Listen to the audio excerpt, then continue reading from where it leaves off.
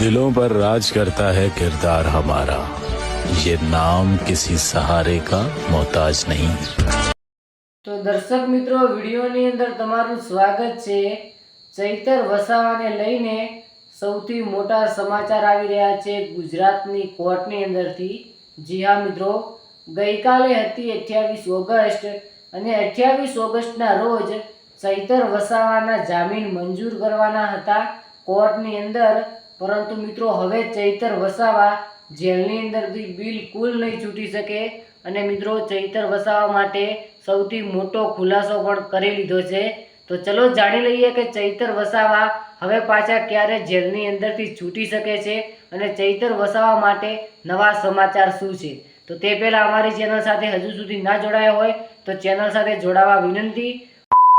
વાત કરીએ કે ચૈતર વસાવા હવે ક્યારે છૂટશે, તો મિત્રો આજે હતી વકીલોની હડતાલ, તે માટે કરીને આજે ચૈતર વસાવાની સુનાવણી નથી કરવામાં આવી, એટલે કે 28 તારીખના રોજ ચૈતર વસાવાની સુનાવણી નથી કરી, પરંતુ મિત્રો હવે નેક્સ્ટ તારીખ હશે જેની અંદર ચૈતર વસાવાની સુનાવણી થવાની છે।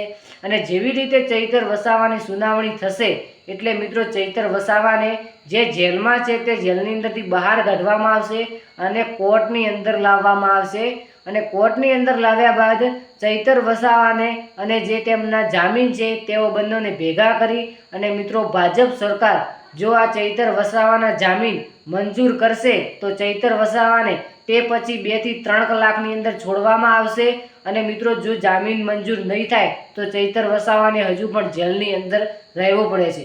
હવે મિત્રો વાત કરીએ કે ચૈતર વસાવાને આગળ શું સમાચાર મળે છે આપણે નવા વિડીયોની અંદર જોઈશું। તો ચેનલ પર નવા આવ્યા હોય તો કરી લેજો સબસ્ક્રાઇબ। Thank you.